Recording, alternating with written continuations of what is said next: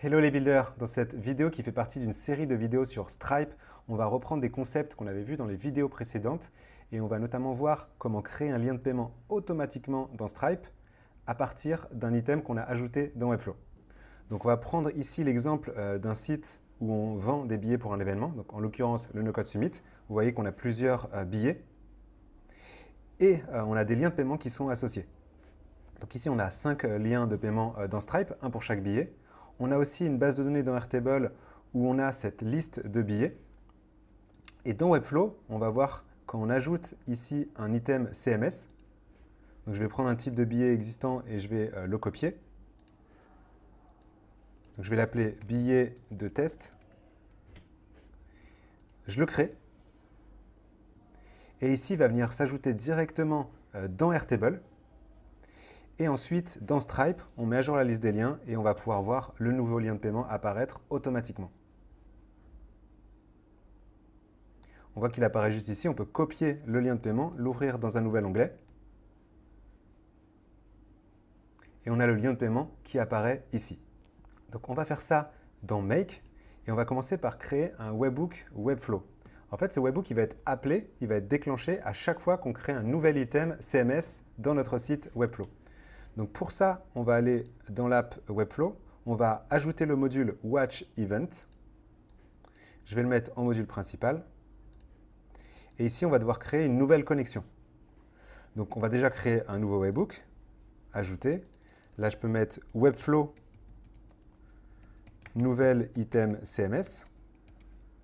Et on va devoir créer ici une nouvelle connexion. Donc moi, j'en ai déjà une, mais on va faire comme si j'en avais pas. Ici, je vais appeler ça Webflow site vente de billets. On va appeler ça. Je clique sur Save. Et en fait, là, j'ai la possibilité soit de donner l'accès à tous mes sites Webflow, soit de donner l'accès qu'à un seul site en particulier. Donc, disons que je veux donner accès à tout mon workspace. Je clique sur Authorize App. Et là, je vais donner l'accès en fait à Make de se connecter à mon compte Webflow.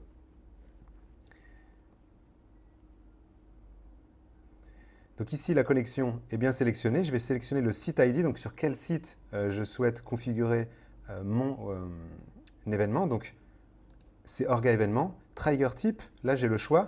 Moi, ce qui va m'intéresser, c'est Collection Item Created. Donc dès qu'il y a un nouvel item qui est créé. On valide. Là, je vais pouvoir activer le scénario. On va faire un premier test.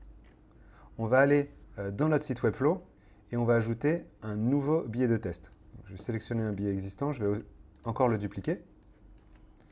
Je vais l'appeler billet de test 2 pour pouvoir s'y retrouver. Je clique sur Créer.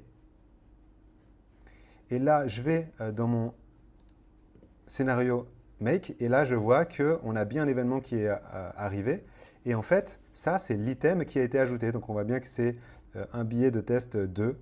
C'est exactement celui qu'on a ajouté. Donc là, j'ai toutes les informations que je vais pouvoir réutiliser. Donc, je vous montre ça dans le scénario qui a déjà été mis en place. Ici, je retrouve mon webhook Webflow. Et là, en fait, je vais mapper toutes les variables qui viennent de Webflow. Donc là, pour récupérer le nom, j'ai juste à cliquer sur Name ici. Pour le tarif, j'ai juste à cliquer ici sur Tarif et je vais pouvoir récupérer toutes les informations comme ça. En fait, je fais ça ici parce que si je viens à changer ce module, il va falloir que je remappe toutes les informations dans chaque module. Donc, je préfère les avoir une fois ici. Comme ça, si ça venait à changer, ça sera plus simple à modifier.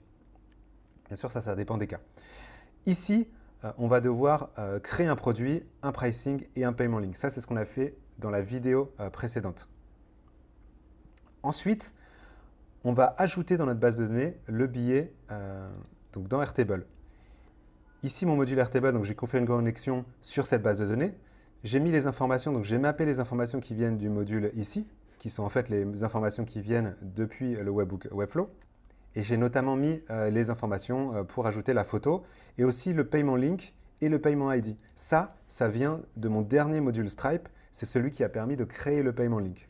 Donc ici, j'ai l'URL du payment link. Et puis j'ai l'ID, forcément, ça doit être le premier champ, c'est celui-ci.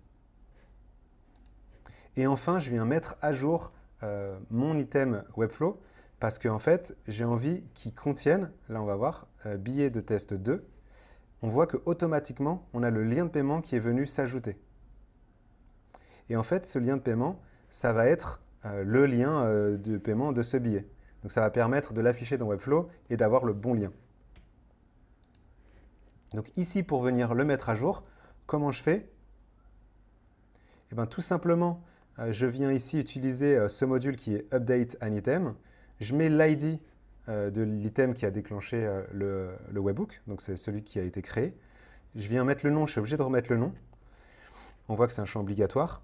Et je vais mettre le payment link. Donc c'est là que je viens mettre le lien de paiement qui va permettre de mettre à jour l'item. Donc si je fais un test, je vais lancer mon scénario ici. Je vais ajouter dans Webflow un nouveau type de billet. Donc je vais dupliquer celui-ci. Je vais l'appeler billet de test 3. Je vais le mettre à 60 € pour qu'on puisse l'identifier. Ici, je vais enlever le lien de paiement.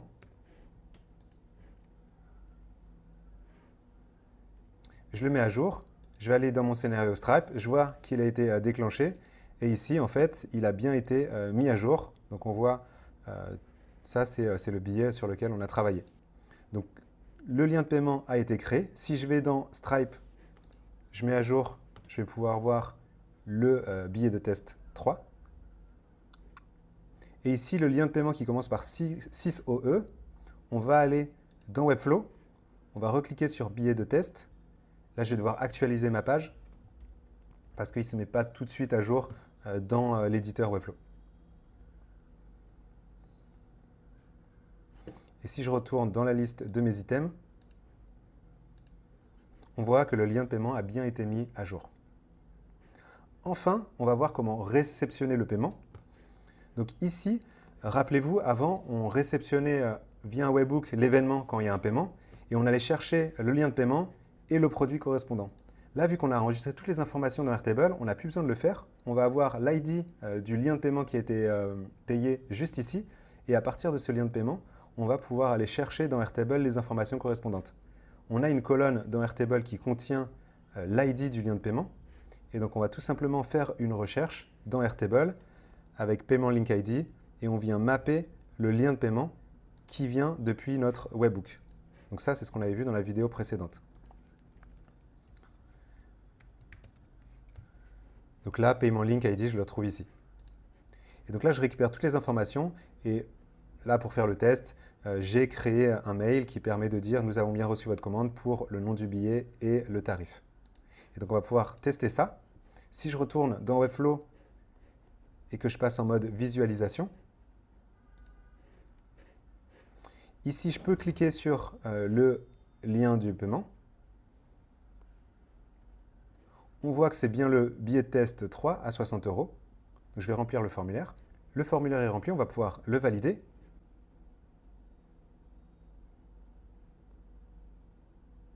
Donc là, c'est la page de confirmation que j'avais configurée. Et ici, dans Make, on voit que ça a bien été reçu. Donc on a ce lien de paiement qui a été validé. On va le trouver ici, Payment Link. Donc c'est bien un PAM. Donc je regarde ici dans Webflow à quoi ça correspond. Je peux même aller dans mon Airtable, ce sera plus simple. Ici, c'est bien le LIP 1 PAM, le billet de test 3. Et là, ici, on allait chercher les informations du produit dans Airtable pour venir envoyer ici, créer le mail et l'envoyer directement ici. Et donc là, j'ai repris pour l'envoi du mail, le mail de la personne qui a payé le billet. Donc si je fais email ici, en fait, le webhook de Stripe nous envoie l'email de la personne qui a acheté le billet. Et donc, quand je vais consulter mes mails, j'ai reçu un mail ici et on a billet de test 3 à 60 €. Donc voilà, c'est tout pour cette vidéo. Dans la prochaine vidéo, on va monter un cran au niveau technique. On va voir comment créer un panier complètement personnalisé, notamment quand vous proposez plusieurs produits. Je vous laisse liker si vous avez aimé la vidéo, vous abonner si vous souhaitez être tenu au courant des prochaines vidéos et laisser un commentaire si vous avez aimé, si vous avez des questions ou si vous avez des suggestions d'amélioration. Allez, buildez bien et n'oubliez pas de tester vos atomes, surtout avec le paiement.